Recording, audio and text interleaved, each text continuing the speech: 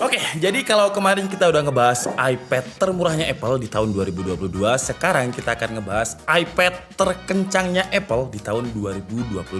Dan perkenalkan, ini adalah iPad Pro generasi keempat dengan chipsetnya yang biasa dipakai di MacBook juga. Ini chipsetnya pakai M2.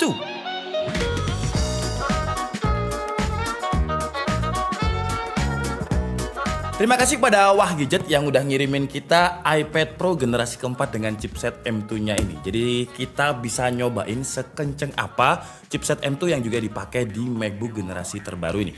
Karena iPad terakhir saya itu di A12Z, saya nggak beli M1. Dan tapi saya udah pernah nyobain M1 sih ya. Jadi kita nanti bisa compare juga dengan A12Z generasi kedua, terus juga M1 generasi ketiga, dan terakhir di generasi keempat dengan chipset M2-nya ini.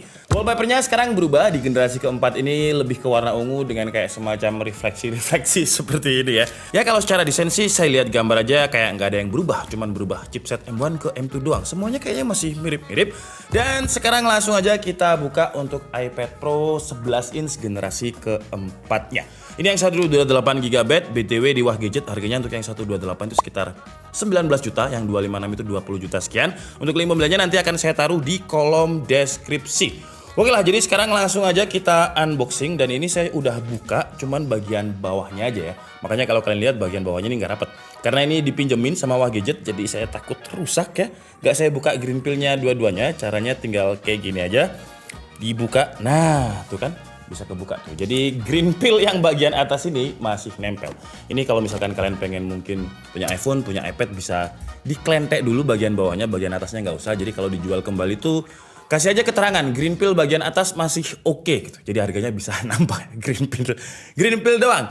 Oke, jadi ini adalah iPad Pro-nya. Terus di dalam paket pembeliannya kita dapat ya buku panduan serta ada stikernya di sini ya. Yang bikin mahal ini ya stikernya Apple ini. Buku panduannya sih nggak penting karena saya yakin dari 99% yang beli iPad ataupun iPhone nggak mungkin baca buku manual. Terus kita juga dapat adapter, yang adapternya ini sama kayak adapter bawaannya iPhone 12 Pro Max. Cuman bedanya itu dari kabelnya sih ya. Jadi ini 20 watt.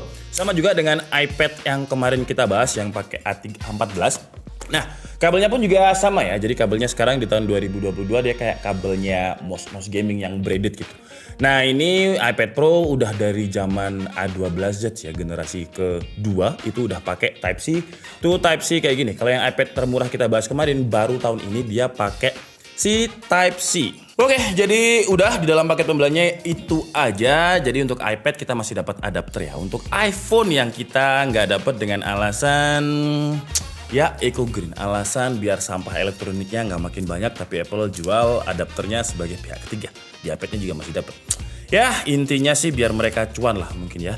Oke, jadi ini adalah iPad Pro 11 inch-nya. Untuk yang kita bahas ini sebenarnya warnanya itu space gray ya. Cuman entah kenapa ya, coba tuh tolong ambilin iPad yang generasi kedua. Seingat saya space gray-nya itu nggak kayak gini warnanya, ini lebih terang gitu ya. Nah, ada dua varian warna dari iPad ini, jadi cuma dua, space gray dan juga silver aja. Nggak ada varian warna yang merah, kuning, hijau, ungu, magic biru, nggak ada. Karena iPad Pro ini memang khusus untuk orang-orang yang profesional gitu ya. Orang profesional tuh biasanya warnanya ya main-main warna aman lah. Kalau misalkan warna merah, wah sayangnya udah dikasih skin ya, ini skin dari Exacut. Ya sayang dong kalau misalkan ini saya lepas ya. Nanti coba editor B-roll aja ya. Kayak seingat saya yang M1 pun juga space gray-nya tuh nggak seterang ini gitu ya. Ini punya saya yang generasi kedua, jadi ini masih pakai A12Z, belum pakai M1, apalagi pakai M2-nya ini. Tapi kalau secara desain overall desainnya itu masih mirip ya.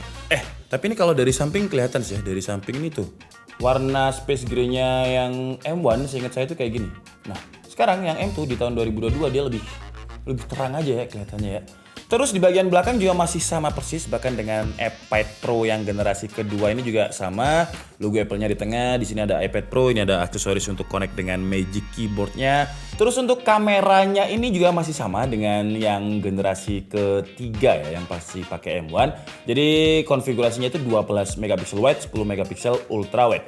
Untuk true depth kameranya juga sama-sama 12 megapiksel. Cuman kalau untuk yang generasi kedua ini, dia true depth kameranya cuma 7 megapiksel. Di bagian atas ini sama dengan M1 juga, jadi ada sinyal untuk WiFi antena. BTW yang kita bahas ini WiFi only ya. Terus di bagian kanan ini sama juga dengan sebelumnya ya, ada volume up and down. Di sini ada untuk sinyal 5G. Di bagian bawah itu ada speaker 2, terus ada USB-C yang support dengan Thunderbolt 4. Nah, untuk chipset M1, M2, USB-C-nya itu bukan hanya USB-C untuk ngecas, tapi dia juga support untuk DisplayPort dan juga power delivery. Karena dia udah support dengan Thunderbolt 4. Sementara untuk yang ini, yang A12Z generasi kedua, dia cuma USB-C aja, belum support Thunderbolt 4.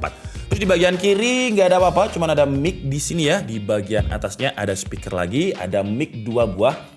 Nah ini mic 2 buah, serta ada Touch ID fingerprint-nya. Sama juga kayak iPad yang versi termurah yang kemarin kita bahas.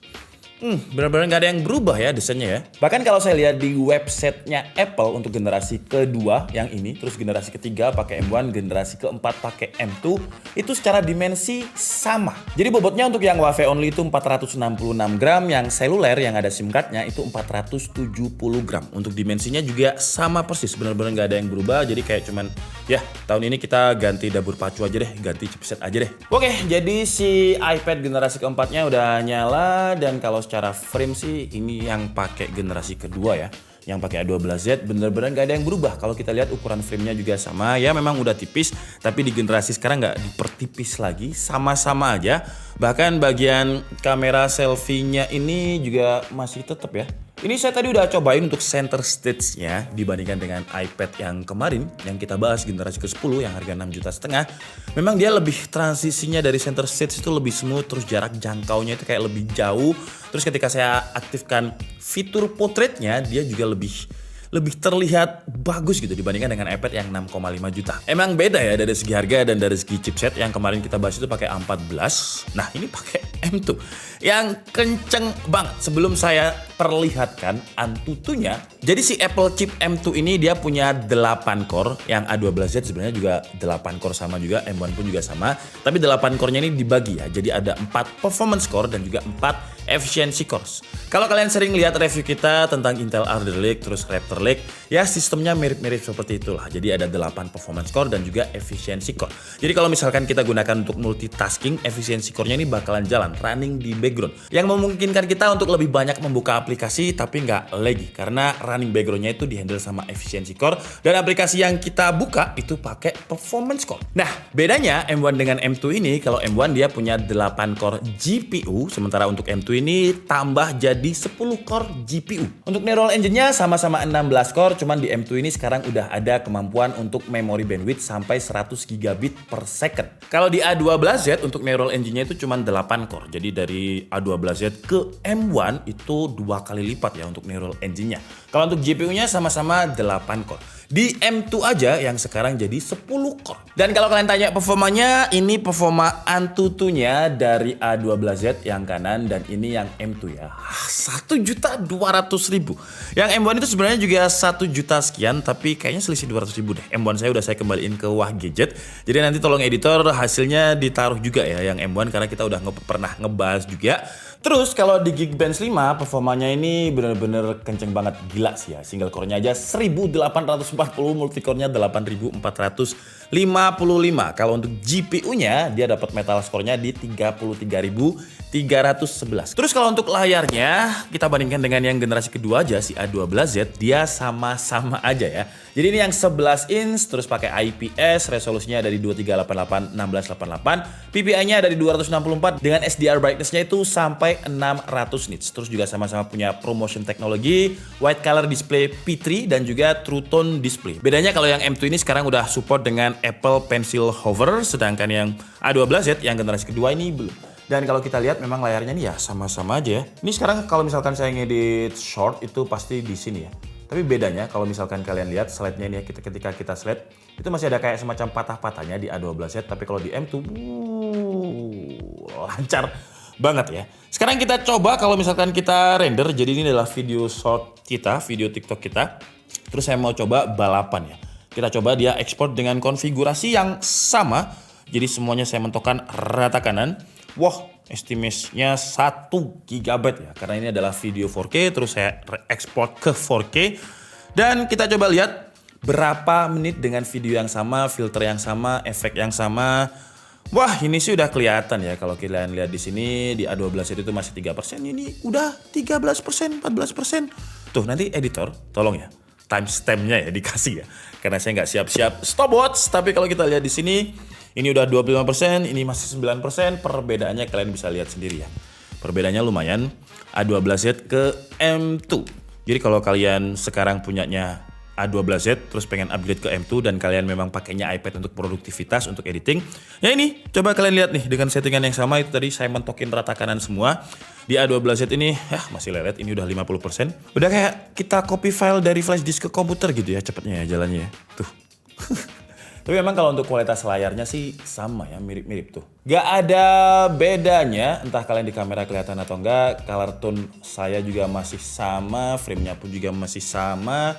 Ya hampir semuanya sama, tapi kalau untuk kemampuan renderingnya A12Z M2 kalian bisa lihat sendiri seberapa kencengnya. Ini chipset emang gila banget sih ya. Wah, udah mau selesai dan ini masih 34%. Dar, iya, oke. Save to album, udah selesai ya. Dan tadi juga sempat saya bikin project ala-ala ASMR video mobil tua saya V12 dan hasilnya sebentar, ini tadi kayak ada projectnya. Ini udah dibuang aja ya karena dia belum selesai. Nah, ini hasilnya nih. Jadi sekalian aja kita cek untuk speakernya ketika kita gunakan untuk ngedit tanpa earphone, kira-kira suaranya seperti ini. Dan langsung kalian lihat aja hasil saya tadi ngedit. Paling cuman 5 menit saya ngedit ini ya, karena cuman cut-cut aja dan ASMR aja. Kira-kira kayak gini videonya.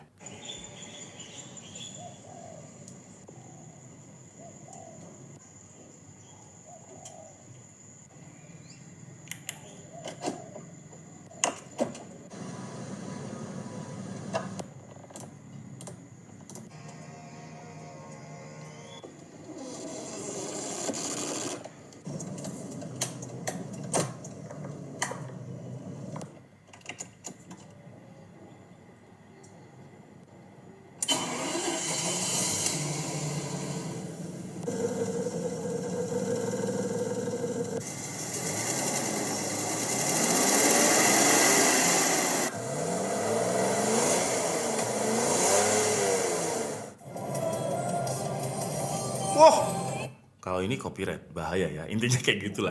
Ini tadi saya render juga lebih cepet karena memang efeknya nggak ada ya. Efeknya cuma kayak filter, grading, habis gitu cut aja. Sama penambahan beberapa grading di beberapa klip. Mic saya kebalik. Semoga tadi masih kedenger ya. Mohon maaf kebalik. Jadi kalau untuk saya sih M2 ini ketika kita gunakan untuk editing, apalagi sekarang zamannya video short ya, video vertikal, dimana kalau kalian lihat YouTube short, TikTok, Instagram Reels, bahkan sampai ada kayak postingan gini doang. Yang saya paling benci itu ya di Instagram itu ada kayak Reels. Foto, itu sebenarnya foto cuma dikasih tulisan sama lagu, gambarnya nggak bergerak, foto doang. Dan captionnya itu gini, katanya kalau Reels itu engagementnya lebih bagus. Udah gitu doang ya. Fotonya diem, ada captionnya, ada lagunya. View-nya itu banyak. Kan, ya memang zamannya udah berubah ya. Kita harus ngikutin pasar juga, karena YouTube aja sampai bikin short, Instagram aja sampai bikin Reels. Jadi bisa dibilang sekarang adalah zamannya video vertikal. Video yang dimana orang bukan search kayak di YouTube kan kita harus search DKID review iPad gitu ya. Tapi kalau short kan kita langsung slide gitu. Jadi kita nggak perlu cari videonya apa, kita yang dikasih sama mereka, direkomendasiin sama platform tersebut. Kalau untuk gaming karena di AM tuh nggak usah kita coba lah ya, karena tadi udah saya cobain dan aman-aman aja, nggak ada masalah. Skor Antutunya aja 1,2 juta. Editing seperti yang kalian lihat tadi juga nggak ada masalah. A12Z aja kalau saya gunakan untuk gaming itu nggak ada masalah. Apalagi si M2 ini. Jadi kalau kalian gunakan iPad ini untuk gaming nggak masalah. Tapi kalau saya pribadi memang saya gunakan untuk produktivitas. Sekarang kita coba untuk kameranya, karena kameranya seharusnya sama aja dengan yang M1. Bahkan dengan A12Z cuma beda true depth kameranya aja. Jadi untuk selfie-nya tuh posisi portraitnya itu kalau misalkan kayak gini ya, kita gunakan untuk WFA. Posisi landscape. Nah, kalau kalian lihat kan wajah saya di situ ya. Jadi kita kalau misalkan WFA harus kayak gini. Untungnya ada center stage, walaupun center stage-nya ini bisanya dipakai di FaceTime dan aplikasi-aplikasi tertentu. Di kamera bawaannya dia aja nggak bisa loh ya. Jadi ya posisinya seharusnya menurut saya udah di sinilah karena ini tablet. Jarang orang pakai tablet itu untuk portrait, jarang ya. Tapi kita ikutin Apple aja. Jadi kira-kira untuk hasilnya seperti ini.